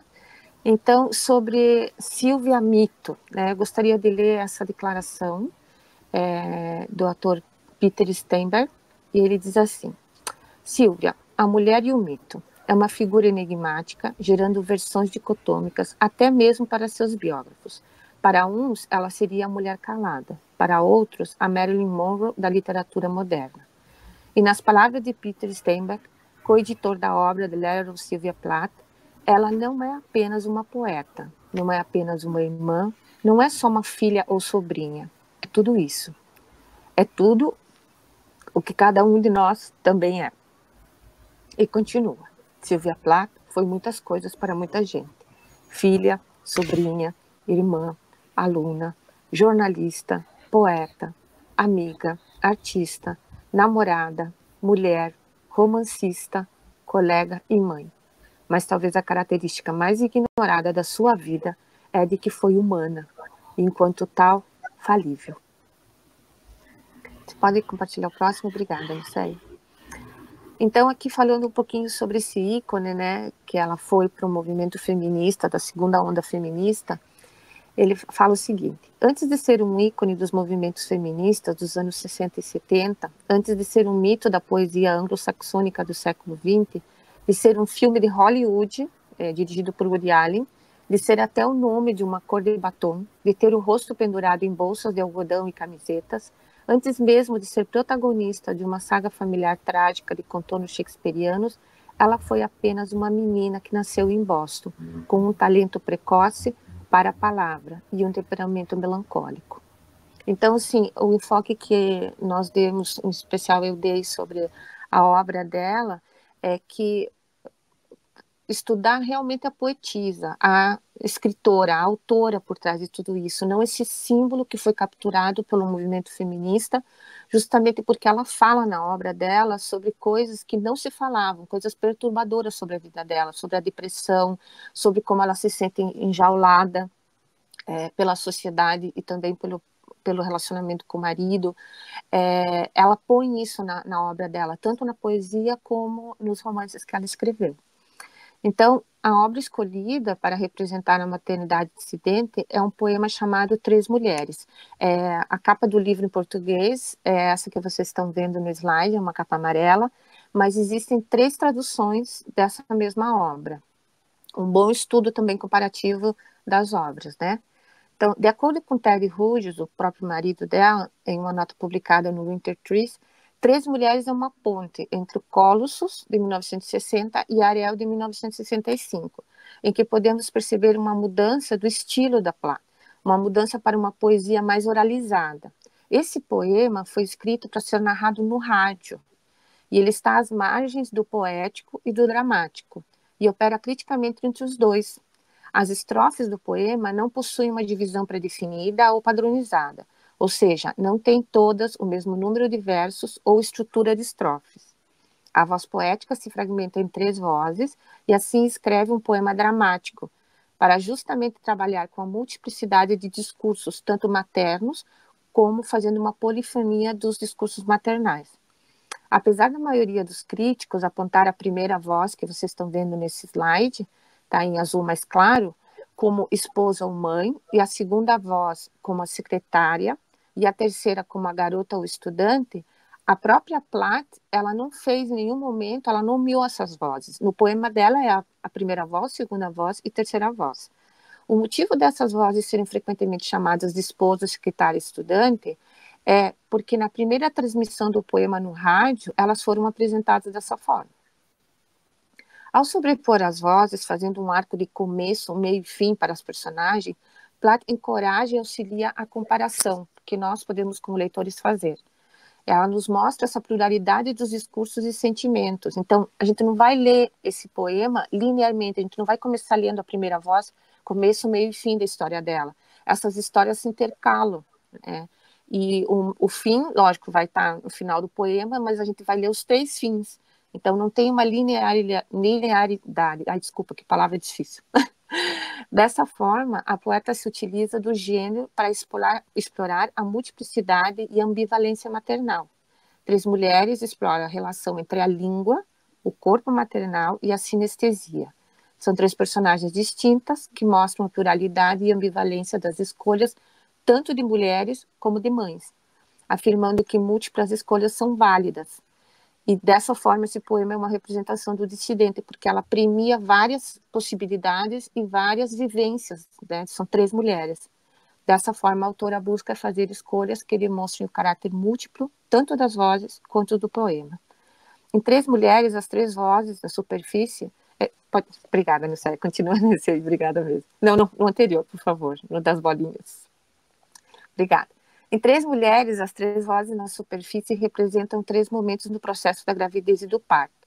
A primeira voz, a mãe satisfeita, ansiosa, mais feliz pela chegada do seu filho, apresenta a alegria materna, mais pronta para a maternidade. É uma mãe ideal, mas não é uma mãe idealizada. A representação alegre e amorosa de mãe não se perde num sentimentalismo exacerbado, devido à sobreposição das outras 2 vozes. Essa mãe é o centro de tudo no relato dela, os astros giram em torno dela, e o seu questionamento é sobre a brutalidade do ato de dar à luz e o seu medo sobre o bebê que vai nascer. Como que ele vai ser, se ele vai nascer bem, se ele vai ter saúde, mas ao mesmo tempo é uma realização como mãe, porque ela descobre que ela tem um menino, o filho dela é um menino.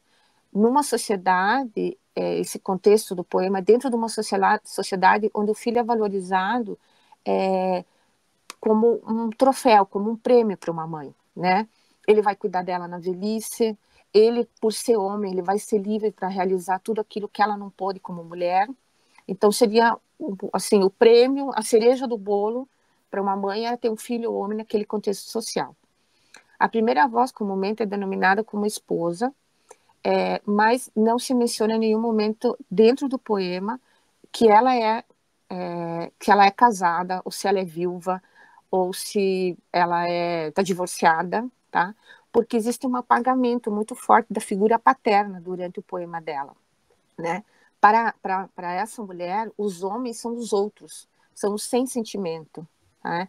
Então, ela resguarda esse envolvimento todo dela na narrativa para o processo maternal, tá? E as únicas 2 personagens que são narradas ali é ela e o filho. A figura masculina ficou totalmente de fora. O pai, quando ela entra na maternidade, no hospital, esse pai não aparece mais. A segunda voz é de uma secretária, sabemos disso pelo fato dela iniciar o poema em um escritório, digitando em teclas pretas, encomendando peças. Ela está inserida num ambiente masculino, onde pode exercer o único papel que cabe às mulheres, o de secretária. É um ambiente frio, mecânico e de indiferença a ela que está grávida. ela deseja muito ter um filho, mas sofre repetidos abortos espontâneos. E a voz dessa mulher traz um sofrimento e expressa um desejo de maternidade e um estreito relacionamento, um caminho entre fertilidade e morte. Né? Esta personagem fala muito sobre a frieza da sociedade, a frieza do ambiente hospitalar e do ambiente familiar também, porque depois dela ir para o hospital, dela sofrer um aborto, que já não é o primeiro, quando ela volta para casa, o ambiente dela de família não é acolhedor. Esse homem que está ali não pergunta como ela está, não se preocupa com ela. Então, realmente, o maternar, o gestar uma criança é uma coisa solitária. Ela não tem acolhimento nenhum. A terceira voz, que é, na minha opinião pessoal, a maternidade dissidente mais forte ali, é a voz de uma estudante que não está pronta para a maternidade e entrega a sua filha, fruto de um estupro, para adoção. É a mulher jovem que dá à luz, mas renuncia à criança para voltar à sua vida normal. Normal entre aspas, né, gente? Sendo essa personagem a mais dissidente entre as três vozes, ela não aceita o papel que a sociedade lhe impõe, mas ao mesmo tempo sofre com isso. A criança que nasce é uma menina, representando que todo o sofrimento dessa mulher e de todas as mulheres vai se perpetuar nessa filha. Nesse período social, ter uma filha mulher não era motivo de alegria e nem de reconhecimento social. Todas as três vozes têm chances quase iguais de expressar as suas respostas emocionais aos acontecimentos. Cada mulher conta com a sua história, seu ponto de vista. Não há uma narradora definitiva que coloca nenhuma delas numa hierarquia moral, tá? Possibilitando assim a coexistência das três atitudes distintas. Além disso, as três têm sua jornada própria e não são tampouco estáticas. E um ponto a destacar é que essa jornada é solitária e os homens estão excluídos da maternidade e desse processo. A descrição do lugar, do hospital, é muito fria, é muito vazia, não existe acolhimento e o processo de dar à luz é solitário e individual. Esther, você pode compartilhar o slide 10, por favor? Então, eu queria compartilhar agora com vocês uma citação de duas autoras, Gilbert e Guber.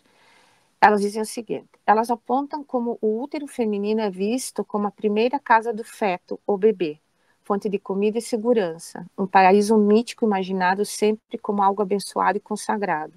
Essa noção confina as mulheres da gravidez, em uma forma que é tão problemática quanto estar confinada em uma casa ou prisão, pois o confinamento da gravidez reproduz o confinamento da sociedade.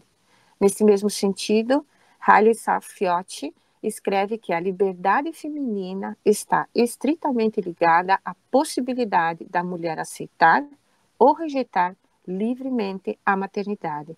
E esse finalzinho dessa citação eu acho muito importante, porque a última personagem, a última voz, ela tem essa liberdade e ela rejeita a maternidade. Então, realmente é uma maternidade dissidente.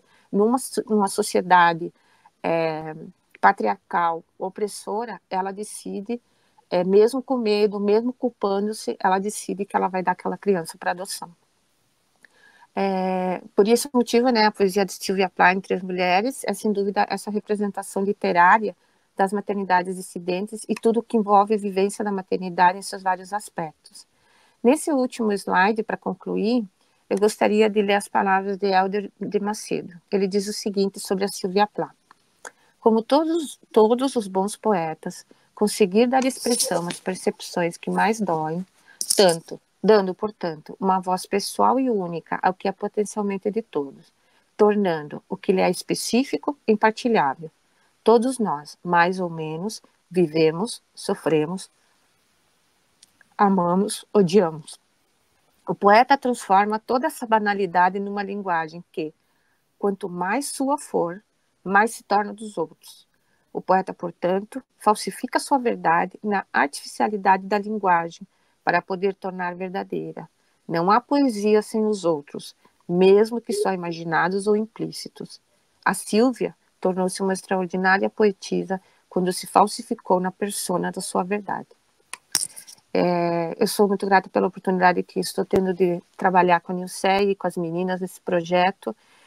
Realmente é esclarecedor, é revelador. Desculpe, eu estou bem emocionada, gente, porque para mim me toca muito, tanto os poemas da Sylvia Plath como todos os textos que nós trabalhamos, porque pode-se ver nessas obras o quanto a maternidade é uma coisa imposta pelo patriarcado e o quanto as mulheres não têm direito de falar. Eu, como mãe, eu já ouvi muitas pessoas, quando ouço outra mãe falando das suas dificuldades e sofrimentos, eu já vi pessoas, inclusive mulheres, se opondo a essa mãe, por ser verdadeira, por olhar para a verdade dela, por olhar para o sofrimento que ela está vivendo, ou até para decidir se ela quer ou não quer ser mãe. Então, esses temas que nós estamos estudando realmente são temas que a nossa sociedade precisa debater e discutir, e principalmente ter um espaço de ouvir o que essas mulheres vivem, ouvir o que essas mulheres estão passando, ouvir o que elas sentem e como elas estão vivendo essa maternidade. Então, eu queria muito agradecer tanto a Nilceia e as minhas colegas pela ajuda e pela contribuição que elas sempre dão nas nossas reuniões, assim como vocês que tiveram paciência de ouvir. Muito obrigada.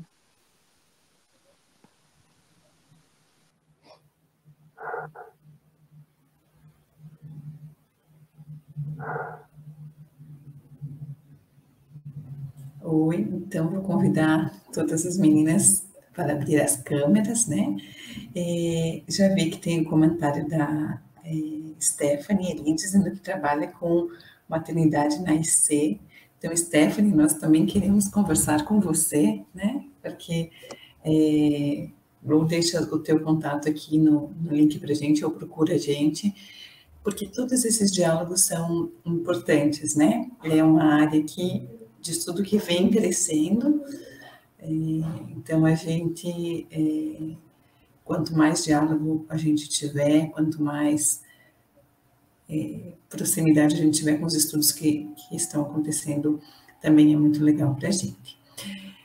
Como a Giovana terminou dizendo, a gente agradece, né? Eu agradeço em nome de todas, os 56 que ficaram aqui do começo ao fim nos acompanhando, né? A gente fica muito, muito grata e muito feliz.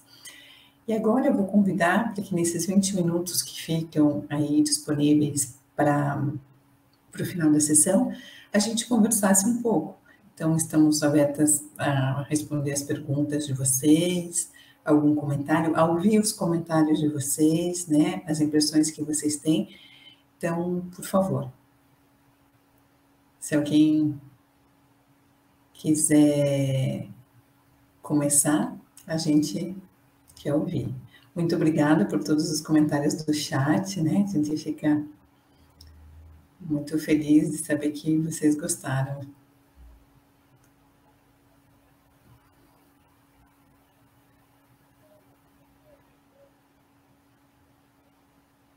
Alguém se anima a fazer um comentário, uma pergunta?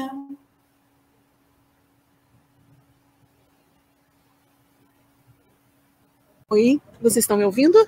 Estamos. Então tá bom. Eu vou falar rapidinho porque o meu cachorro tá aqui e ele é muito barulhento. Eu dei um brinquedo para ele ali agora, um petisco, ele vai me dar um tempinho. Mas eu só queria comentar que, assim, eu sou uma mãe de 3 filhos, tenho já 51 anos e voltei a estudar só agora, porque antes também por causa de relações, né, de essas coisas de relacionamento, enfim, por causa de coisas da vida, eu estou estudando só agora, né? Mas eu achei muito legal, gostei de todas as apresentações, meninas, achei muito, assim, relevante. Eu escolhi realmente estar aqui vendo essa palestra e não outra, porque me interessou o tema, e não me arrependi. Achei muito relevante todas as abordagens, né? E eu acho que a gente tem que fazer isso mesmo, a gente tem que se colocar, né? Porque eu vejo por mim, assim, que eu fiquei muito tempo calada, muito tempo só recebendo, só aceitando. Então, eu acho que é uma coisa que tem que ser feita mesmo, a gente tem que se colocar, tem que se apoiar muito, sabe? Buscar apoiar. Eu sei que no caso de vocês, às vezes é só pesquisa, mas também, ao mesmo tempo, abre, né, a cabeça da gente, para a gente estar alerta para a nossa realidade, para o entorno da gente, né? Às vezes a gente pode ter alguém do lado da gente passando por alguma dificuldade e essa pessoa às vezes não tem voz, não tem nem consciência de que ela poderia ter voz, né? E eu tenho uma amiga que fez faculdade grávida, o marido também, uma pessoa que não apoiava, é uma história bem complicada também. Então, são inúmeras histórias que a gente vê ao redor, né? E muitas delas caladas, né? Porque por causa de toda essa sociedade que a gente tem, de toda essa história que a gente tem. Então, eu só queria parabenizar vocês pela escolha, pelo projeto. Achei muito legal. Muito obrigada. Patrícia, a gente que agradece a tua contribuição. E lembrando isso, né? Aqui o nosso projeto, ele não tem... Alguém abriu a câmera, eu já passo a palavra para a Valéria. Ele não tem intuito de desconstruir a maternidade no sentido de dizer, esse é um cuidado também que eu gosto sempre de ter, e a gente conversa no grupo, de dizer que a escolha da mulher pela maternidade é equivocada, né? Que não, então vamos destruir a ideia de maternidade, né? É horrível ser mãe, é trágico. A gente sempre usa um conceito que não foi cunhado por nós, né? Foi cunhado pela Jane Lazari, que é ambivalência materna, né? A mulher vive esse sentimento ambíguo do querer, do não querer, do amar, do ter vontade de que a criança suma no momento, e que isso é perfeitamente compreensível. A reivindicação que a gente faz é justamente que o ato da maternidade, seja como ele for, seja um ato de escolha, né? Quando a Patrícia começou a falar, ela falou do cachorro dela, eu abri um sorriso, porque a gente está vendo um novo tipo de maternidade surgir, né? A gente tem conversado também no grupo sobre essa maternidade. As mulheres que são mães de animais, né? Que colocam o seu afeto materno, como a gente viu na fala da Isabela, num animal. E aí, também a gente precisa pensar sobre isso, né? Sobre essas coisas. Eu passo a palavra para você, Valéria, vai lá. Não, só queria fazer um comentário, assim, elogiar, que eu achei tudo maravilhoso, já quero ler todos os livros, foi, assim, muito legal. Minha vontade como organização da semana também é, ano que vem, eu sair uma mesa só para você, só para falar disso, porque muito, muito massa. E quero comentar sobre o que a Luana falou, né, sobre... A Luana não, quem falou dos livros infantis? A Ana. A Ana. Que eu, né, como professora, a gente até tem essa vontade, né? Não vou levar livros que discutam essas coisas, mas rola uma coordenação que corta, os pais que olham torto, e realmente acaba virando só uma literatura que é consumida por um nicho específico de pais que procuram aquilo. Quem sabe, assim, tem aquele clube de assinaturas, né? O Leiturinha, para crianças, que às vezes traz livros, que tem pacotes específicos para você assinar, que seja um livro só de temas, né?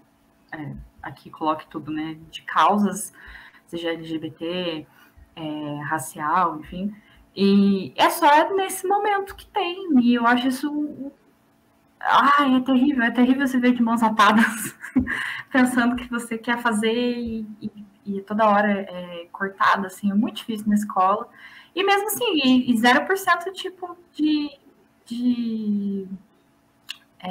resistência das crianças, né? Para eles, assim, super tranquilo. Também, daí, sobre o que a Luna falou de mães lésbicas que são, assim, elas sempre são notadas, mas quando são mães não são notadas, né? Eu tive alunas que tinha 2 mães e ninguém podia comentar sobre. As crianças não podiam saber que a colega tinha 2 mães, era algo que a gente tinha que ficar escondendo. E eu pensava assim, poxa, mas ia ser tão legal que os outros soubessem, só que a colega deles é filha de 2 mães, né? E seria muito mais fácil para que eles lidassem com isso mais para frente, mas era sempre, mais uma vez, uma coisa podada, né? Então, é só aqui um relato meu, pessoal, sobre o assunto. Obrigada, Valéria. Ana, não sei se você quer comentar um pouquinho o comentário da Valéria. Sim, ela falou do clube de assinatura. Eu até lembrei aqui que tem também o Minha Pequena Feminista, que é um outro clube de assinatura que manda livros que mostram diversidades de modo geral, né, na sociedade. E, assim, como estudante de licenciatura, eu já tenho essa consciência de que não é fácil a gente inserir esse tipo de livro na sociedade. E isso é muito chato, é muito triste. E eu não digo apenas sobre livros que tratam sobre homoafetividade. A gente tem diversidades inumeradas assim, na vida, e é muito difícil que essas diversidades sejam representadas na literatura infantil ou infanto-juvenil. Isso é muito importante. Você pegar uma criança que é criada por tios, que é criada numa casa lar, ou qualquer coisa do tipo, isso é importante estar ali para que ela se sinta representada e para que ela sinta que a existência dela é importante também, né? É algo que a gente deve trabalhar, a gente deve insistir, apesar de ser muito difícil, até porque as estruturas de educação, de modo geral, já são muito difíceis, né? A gente, quando estuda toda a configuração de educação infantil para frente, tem essa consciência, mas ninguém pode desistir. A Ana Lúcia colocou uma sugestão de leitura para nós. Obrigada, Ana. Vai entrar na nossa lista, com certeza. Todas as indicações são bem-vindas, né? E a gente realmente vai descobrindo esses textos à medida que a gente vai dialogando com as pessoas. E vai vendo como essa temática toca cada pessoa diferente, e você fala, bom, no final já tem muita coisa escrita, a gente é que não sabe, né? Então, esse percurso do fazer conhecer, que é muito o lugar do trabalho da Lua e da Ana, né? Eu acho que o fazer conhecer uma maternidade que ainda vem permeada com muitos preconceitos, né? Então, a ideia é a mãe solo também, é uma mãe com uma maternidade com preconceitos. Então, como a gente precisa trabalhar com essas questões e como fazer isso através da literatura. Alguém mais tem algum comentário? Uma pergunta? Agora, nessa temática da maternidade, assim, eu sou a Milena, que me apresentei, né? Eu sou aluna do Economês, bacharelado, e agora que eu estou entrando um pouco mais olhando uma obra de uma poeta polonesa, ela trata muito sobre a maternidade, tanto quanto o ponto de vista sendo mãe, contando de filha, sabe? Isso eu acho muito interessante. Mas a gente esquece também que tem o outro lado da relação, né? Os filhos também estão presentes, querendo ou não, que se forma a maternidade com os dois polos, né? Só um pequeno comentário, obrigada. Desculpa, Milena, na hora que você falou do livro da Helena Ferrante? É que eu não te escutei tão mal. Desculpa, eu acho que está escutando melhor. Agora sim, aham. Eu trabalho com uma poeta polonesa, a Anna Neschwinska, que tem pouca coisa traduzida ainda para o português. Na verdade, tem um livro que é bem difícil de encontrar atualmente, que é o Construir a Barricada. Mas, graças ao meu professor e orientador, o Piotr Filonovski, que tem a tradução de boa parte da obra dela, e eu consigo também consigo ler em polonês, eu consigo avaliar os poemas mais tardios depois dessa obra. E tem um livro publicado. E é muito interessante que tem um poema dela que ela narra o nascimento da filha dela, e nitidamente houve violência obstetrícia, e tipo, uma coisa que nem sempre a pessoa remete isso ao momento da maternidade. Isso acho que é muito interessante, tentando ver que nem sempre aquela coisa que vocês falam é ambivalência. Tem amor, tem dor, tem alegrias, e é isso mesmo. Obrigada. Milena, obrigada. Olha, confundi uma polonesa com uma italiana, né? Mas a Helena Ferrante também, numa das suas obras, coloca mãe e filha, né? Nesse diálogo. Enfim, a presença da maternidade também aparece bastante na Helena Ferrante. Mas que relato bacana que você traz. Temas também que permeiam a maternidade e que são bem importantes de aparecerem, é esse que você falou, da violência obstétrica, da depressão pós-parto, um tema que também a gente já discutiu no nosso grupo, que aparece relatado em alguns textos literários, que também não se fala, né? Como assim? Como que você fica deprimida, né? Depois de ter um filho. Então, são realmente questões para a gente trazer ao conhecimento, né? A Genesi gostaria de falar. Por favor, fique à vontade, Genesi. Liguei a câmera. Olá, Oi, a tua câmera não está aparecendo, mas estamos te ouvindo. Sim, parabéns para todas vocês. Hoje é aniversário da minha filha, eu também com uma colega já tenho mais de 50, eu tenho 57, minha formação já é de muitos anos atrás. Resolvi fazer letras por causa dos meus alunos haitianos, então eu trabalhava com eles, com língua portuguesa, mas não tinha formação, minha formação é pedagoga. E acompanhei as duas na maternidade, eles vieram para cá com todas as situações que nós sabemos muito bem o que acontece, e eu tinha alguns alunos, ainda tenho, mas por causa da pandemia nós paramos.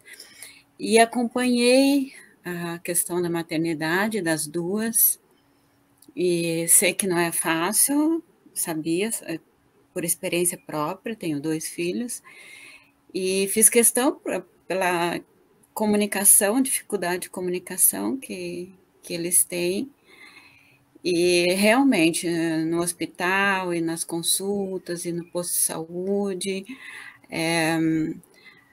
os estrangeiros, pela dificuldade de comunicação, pela outras questões também que eles sofrem, eles têm bastante dificuldade, e elas, como mães, também nesta questão tem que parar de trabalhar, vieram para cá para ter a sua vida um pouco melhor, e tiveram que parar de trabalhar, então essa questão de maternidade para as mães estrangeiras também, então me identifiquei bastante com a primeira, com todas, né, obviamente, mas a primeira apresentação ali reflete bastante a questão cultural deles, e gostei muito, parabéns pelo trabalho, eu estou começando agora em letras, e espero estar participando mais e interagindo e conhecendo mais dessas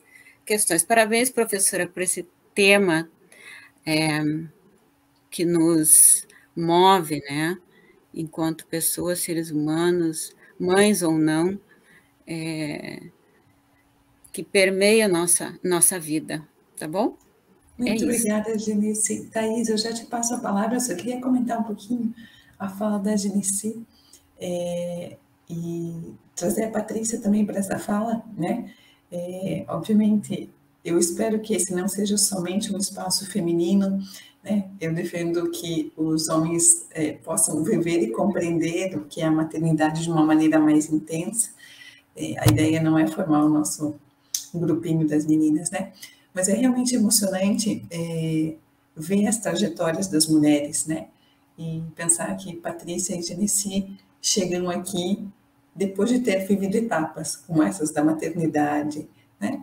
Então, que bom tê-las com a gente, e tomara que o curso de letras assim seja muito proveitoso para vocês. A Thaís tinha pedido a palavra. Thaís, por gentileza.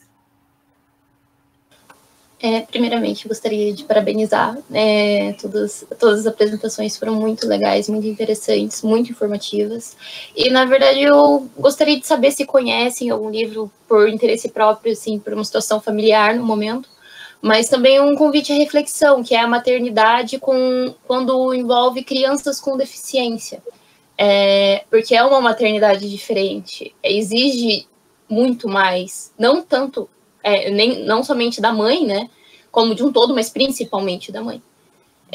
Eu vejo isso falando por a experiência própria, né, no caso, vendo com a minha irmã. Ela descobriu, há menos de um mês, o diagnóstico da minha sobrinha com deficiência intelectual. E para ela, que vivenciava uma maternidade que já tinha suas dificuldades, e antes ela não entendia o porquê, agora ela entende, mas continuam dificuldades muito maiores. Essa rede de apoio é muito necessária para essas mães, e que ainda eu não vejo, tem um apoio, né, do governo e tudo mais, só que exige muito mais. Eu queria saber se tem alguma uma indicação de literatura nesse sentido, ou algo assim. Poxa, Thaís, olha, do universo das escritas das mães, essa eu vou ficar te devendo por enquanto.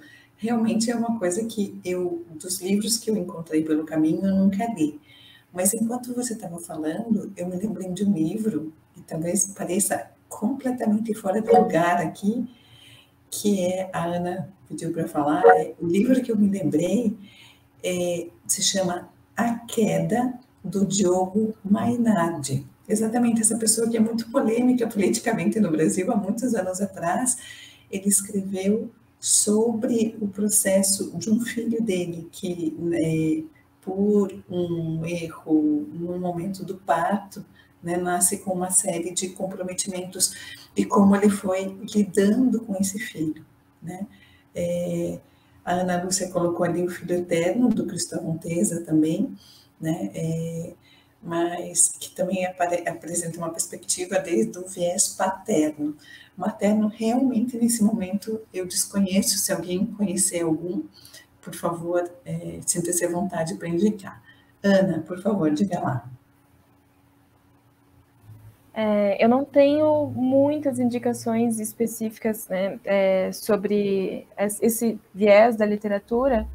Eu só preciso lembrar o nome do livro, se você quiser. Depois a gente pode conversar em algum outro canto, porque eu tenho muitas amigas que são mães de... Eu tenho 3 amigas que são mães de crianças com autismo, e então elas conhecem alguns livros com relatos maternos sobre essas experiências, e eu tenho um link sobre, acho que são 4 ou 5 livros infantis, deixa eu pegar aqui, que falam sobre, que abordam a inclusão de pessoas com deficiência. Claro que não é um relato, mas eu acho que já ajuda, e depois eu posso procurar certinho qual é esse livro com o relato materno. Acho que vai ajudar bastante, e esse já puxa outros, porque vai pelo mesmo assunto. Obrigada, Ana, certamente. E é também um universo a se explorar, né? Porque essas mães também enfrentam outro tipo de preconceito, que é muito duro, que é o preconceito com os filhos, né? Então, você como mãe, vendo aí seu filho, a inclusão do seu filho na sociedade. Temos 2 minutinhos, alguém quer dizer mais alguma coisa? Quer fazer mais algum comentário?